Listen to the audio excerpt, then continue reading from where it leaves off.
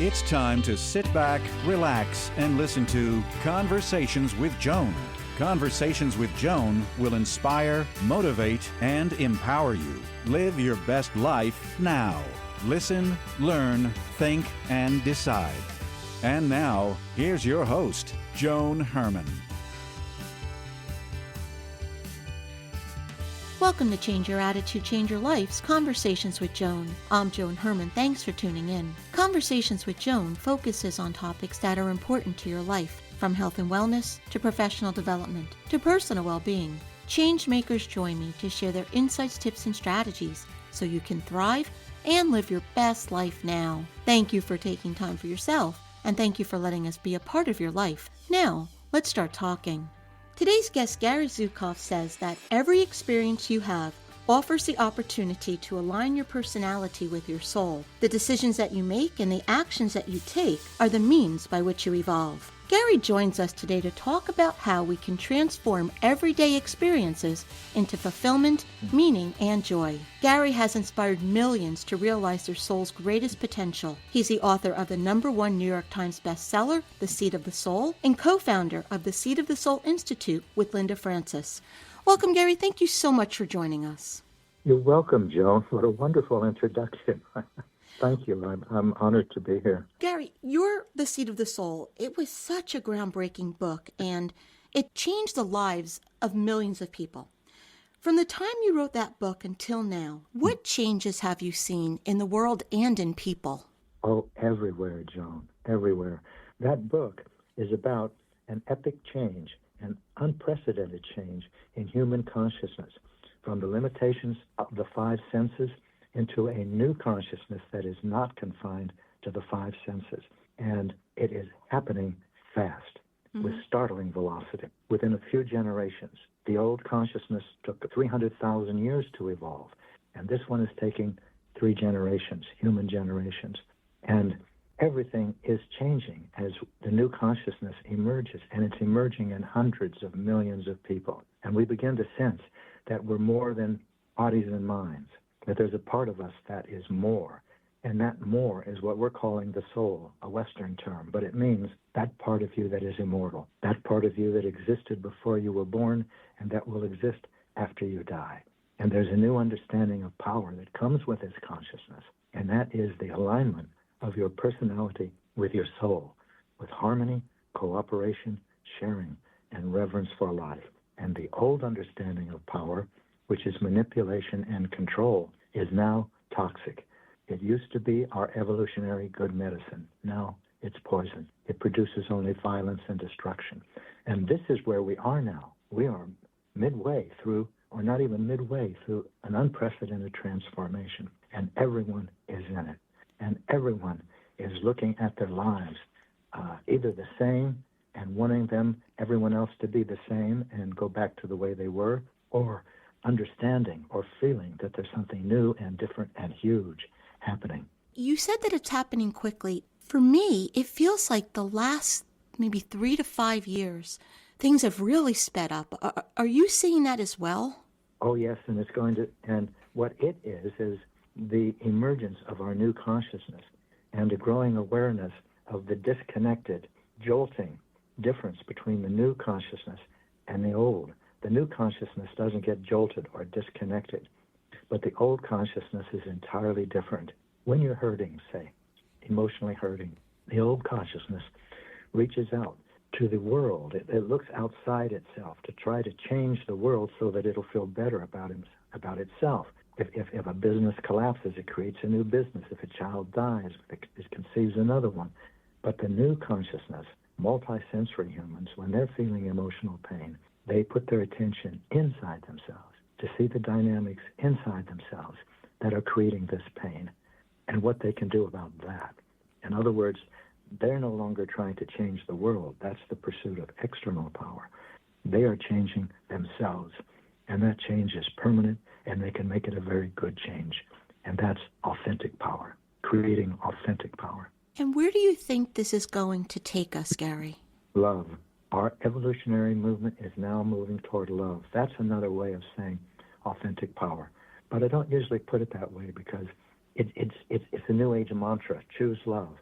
Yes, I agree with all my heart. But how do you do it when you hate someone?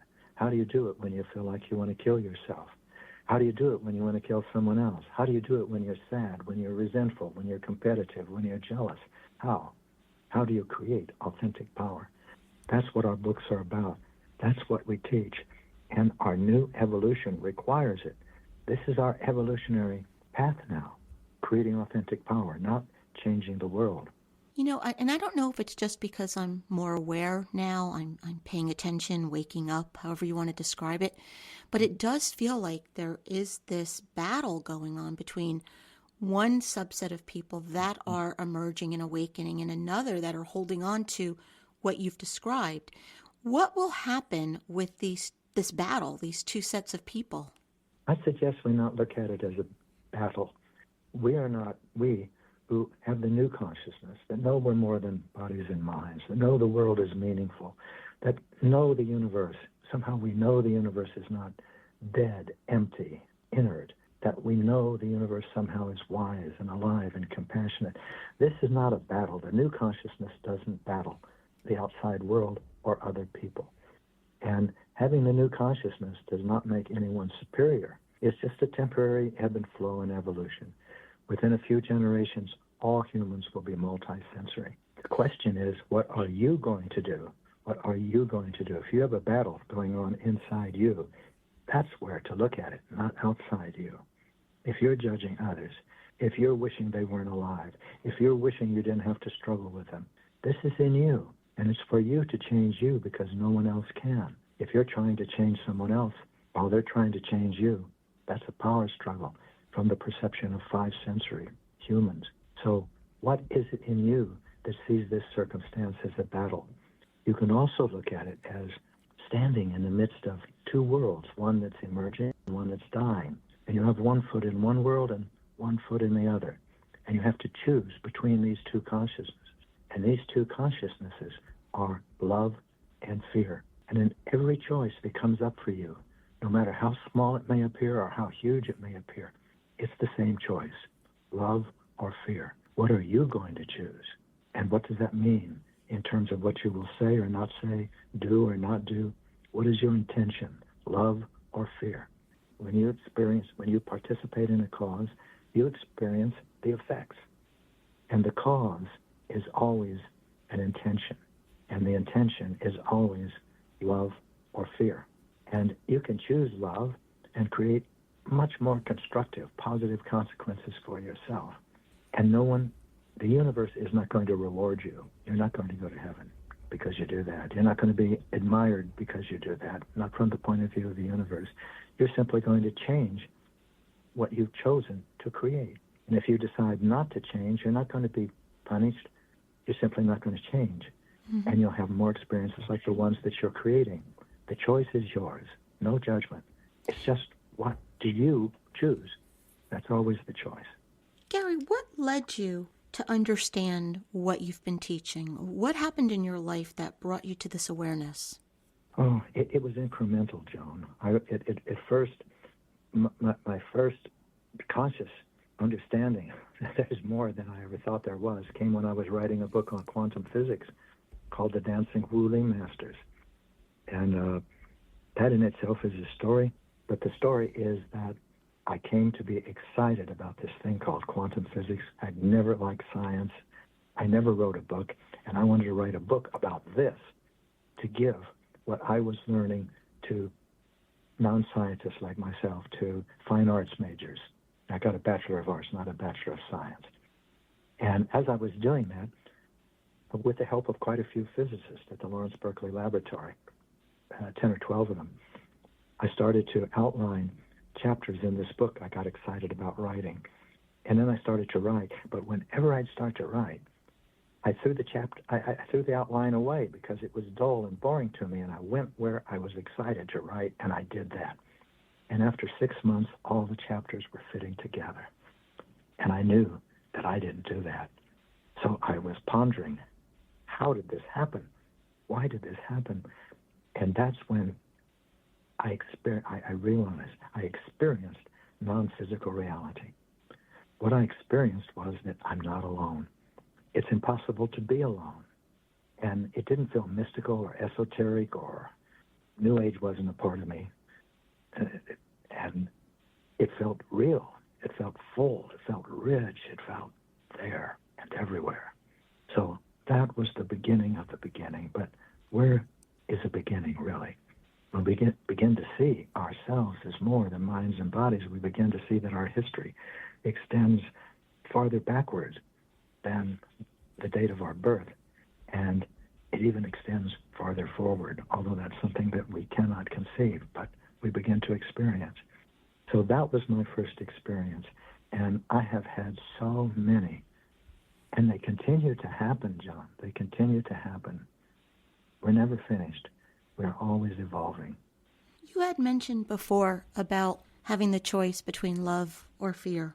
And when you lose someone that you care about and you find yourself in deep grief, that is really a difficult decision to make because you're in so much pain. And then you were talking about being more than the mind and the body.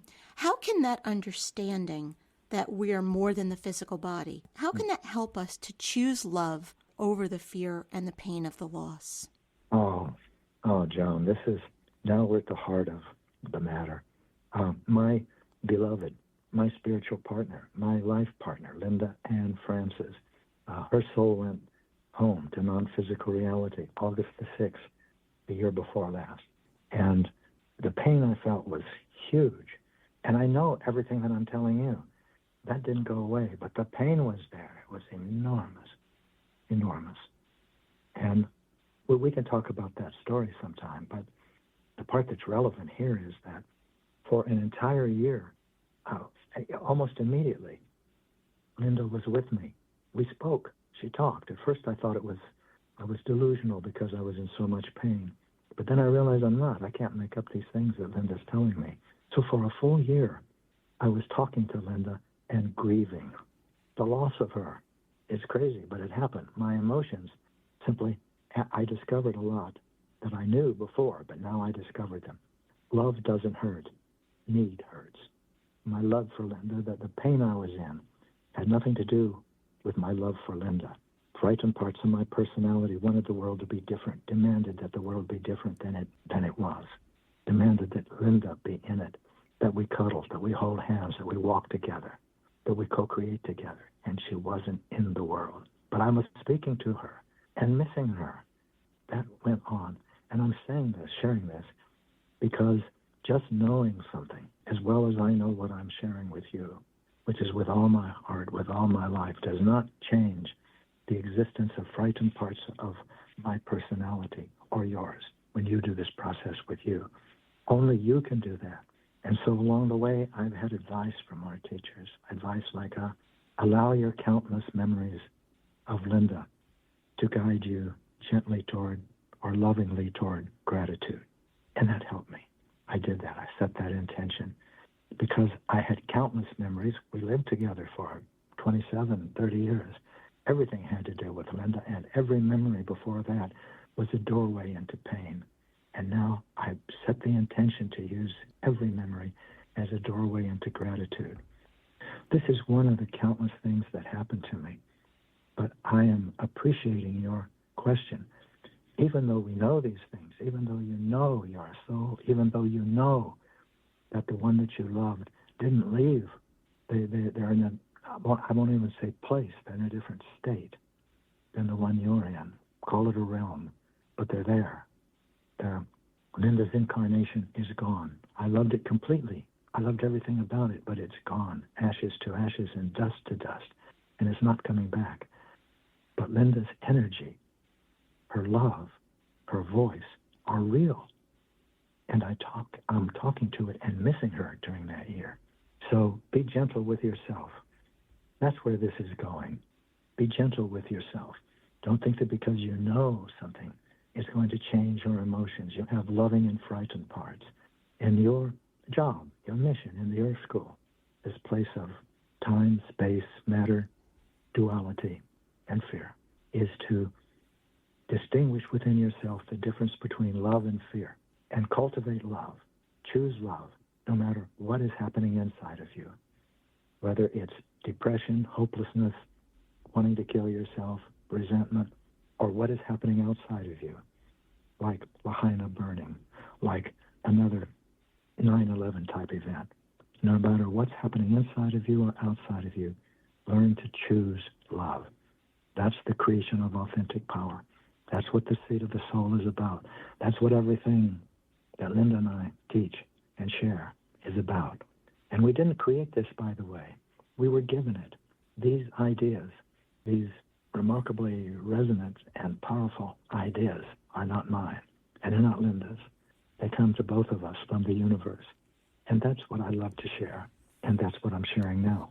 Gary, it's the start of a new year, and this is the time when people evaluate their lives and they make resolutions for moving forward. What would you like to say to our listeners to help them enter the new year with a renewed sense of purpose? Don't do what you've done in the past and think that you can set a resolution and forget about it, which is what most people do. It's meaningless. So you can involve yourself in that. What is meaningful is the intention to change yourself, not as a resolution, as an intention, as the conscious use of your volition. How will you use the conscious use of your volition? When I was addicted to sex, it was to exploiting women.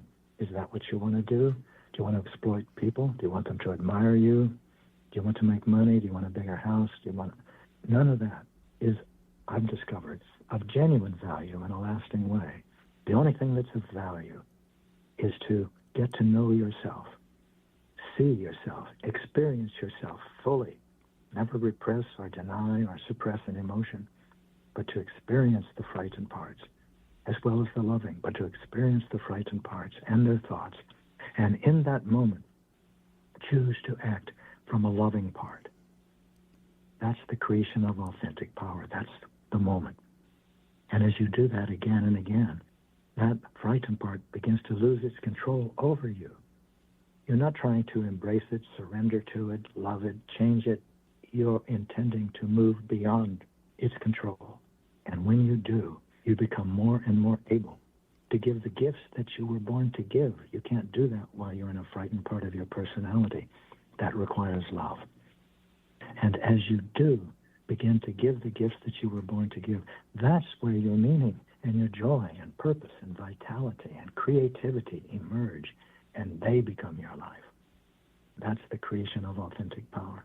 Emotions are at the heart of it. Volition, your will, your free will, is at the heart of it. And you've got to use both, not just make a resolution and say, well, that's it for this year. And Gary, where can our listeners go to get more information about you and your work? Seatofthesoul.com. It's the name of the book, and it's seat, like what you sit on, S-C-A-T, of the S-O-U-L. And when you're there, you can go to the menu and click under resources, and you'll see Celebration of Linda Francis. And that's where you'll see some of the things that I've been talking about and some of the experiences I've had that I share because I hope they can be helpful to you. Gary, thank you so much for joining us. We haven't even touched the surface of all the things that I would like to discuss with you, so we are definitely going to have you come back. I'm looking forward to it, Joan. I enjoy our talks. Thank you for joining us. I hope you found the show informative. At Change Your Attitude, Change Your Life, we believe that knowledge is power. Take what you've learned, apply it, and live your best life now. Remember that the information provided is the opinion of our guest and should never replace the advice of a professional who knows your personal situation. If you'd like more information, visit our website, CYACYL.com. That stands for Change Your Attitude, Change Your Life. While on our site, listen to past shows on demand, read the digital magazine, sign up for our mailing list, and be sure to follow the show on social media. Until next time, this is Joan Herman. Thanks for tuning in.